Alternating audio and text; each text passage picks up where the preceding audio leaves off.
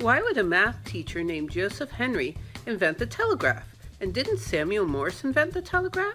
Well, I'll tell you, and along the way I'll talk about a transformative book, the importance of insulating wires, dropping thousands of pounds of weight for fun, the first doorbell, and one really big missed opportunity. Ready? Let's go. Electricity, electricity, electricity, electricity. Joseph Henry had a hard life. He was born in the backwoods of Albany, New York, to poor Scottish immigrants. His father was a notorious drunk who died from it when Henry was just 9 years old. Henry then dropped out of school and worked as an apprentice for a watchmaker, but after a couple of years, the watchmaker went out of business. He then took odd jobs and dreamed of becoming an actor, while his mother took in boarders. One boarder loaned the 16-year-old a book on science that inspired him to, quote, devote my life to the acquisition of knowledge. When Henry was 19, he managed to receive a scholarship to further his education at a high school called the Albany Academy. He studied mathematics, physics, and chemistry, and supplemented his income with tutoring. He then had a series of unrelated jobs, and by 1826, he got a job as a math teacher at the same school he went to 10 years earlier. At first, Henry was glad for the offer of the work at the academy. However, he really wanted to do research and quickly felt irritated spending half his time with the drudgery of teaching algebra. Then one day, he read a paper of how an Englishman named William Sturgeon had made a magnet with electricity by wrapping wires around a soft iron bar. Henry decided to use this method to make the strongest magnet he could with a single simple battery. Henry came up with the idea of first wrapping the wire with silk, making the first insulated wire, which allowed him to wrap the wire as tightly as he could around the metal bar. See, before Henry, they didn't have any insulated wires, so the wires could never touch. At first, Henry got a stronger magnet with more coils of wire. However, after a little while, adding more wire didn't make the magnet stronger, it made it weaker. Henry realized that the battery was producing less and less current when he used the longer wire. The longer wire, the more resistance it had. Henry then got the idea of wrapping a bar of iron with 9 separate coils of wire that he could connect individually or combine to the same battery. He then experimented with attaching different sections of the magnet to a simple battery, just zinc cylinders with a copper and a half pint of acid. He put a scale under the magnet and measured the maximum weight it could support. If only one coil was electrified, it could support 7 pounds. If, however, he attached 2 in what we now call parallel, so the current goes through both coils at the same time, he could get the magnet to hold up to 145 pounds. If he attached all 9 coils, he could manage to lift 650 pounds. Soon, Henry bested his own invention and made a magnet that held over 2,000 pounds. One of his favorite demonstrations was to lift very heavy object, then remove the battery and have it fall down with must have been a terrifying bang, which according to Henry, quote, never fails to produce a great sensation among the audience, as before the fall they can scarcely believe that the magnet supported the weight. Although dropping heavy objects was fun, Henry felt like he'd reached the limits of his powers.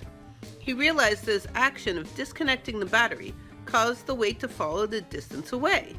He wondered how far he could separate the two. First, he scaled down his experiment and made a simple electromagnet was tightly wound with insulated wire that was placed near a bar magnet on a pivot. When the electromagnet was electrified, it moved the bar magnet, which ran a bell. Basically, it was a first doorbell. He then spooled out wire throughout the upper rooms of the academy and managed to make a bell ring with a signal over a mile away. More than a doorbell, Henry had invented the telegraph. Amazingly, Joseph Henry recognized that he invented the telegraph. See, people have been trying to use electricity to send information long distance since the 1700s. By 1820, a Danish man named Ørsted had determined that current in a wire would cause a nearby compass needle to turn. After Ørsted, multiple people attempted to use this fact to transmit signals long distance, a system they called electric telegraph.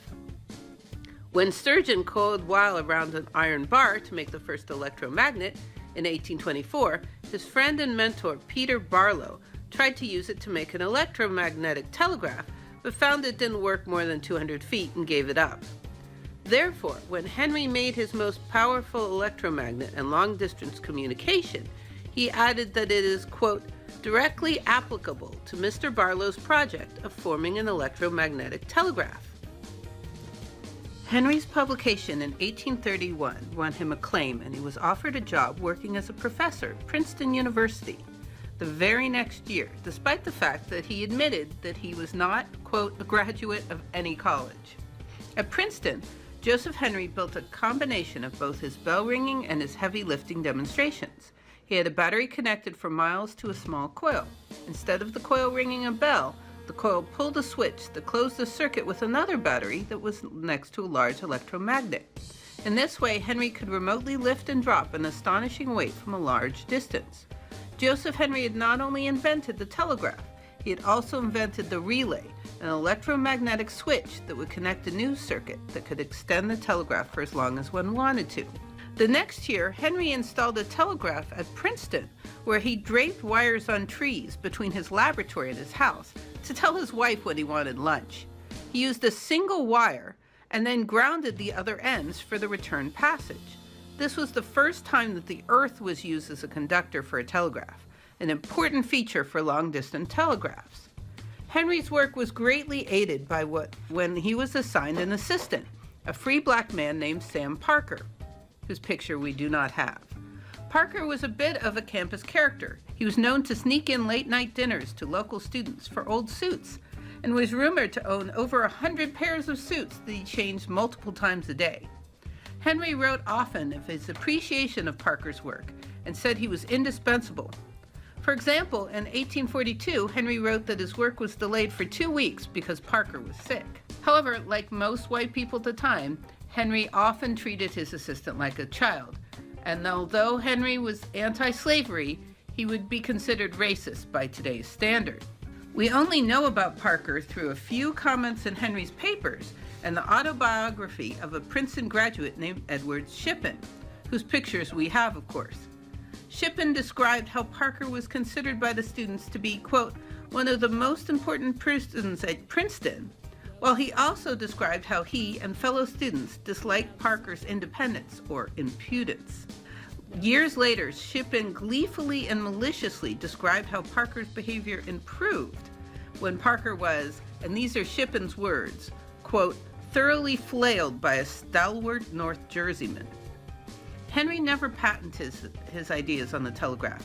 His friends actually encouraged him to do so as early as 1831, but he decided it was incompatible with, quote, the dignity of science to do so. Or at least that's what he said years later, once he realized how powerful, influential, and financially successful the telegraph would be. Sam Parker never patented anything either, but for different reasons. First, it is unclear exactly what Parker discovered, as no scientific journal at the time would publish the research of a black servant assistant. Also, even if he did try to patent these ideas, he could never have afforded the $30 patent fee, as he only earned $48 a year. Therefore, instead, the patent and money and fame of the telegraph went to a truly loathsome person, Samuel Morse of the Morse Code. And that story is next time on The Secret History of Electricity. Electricity,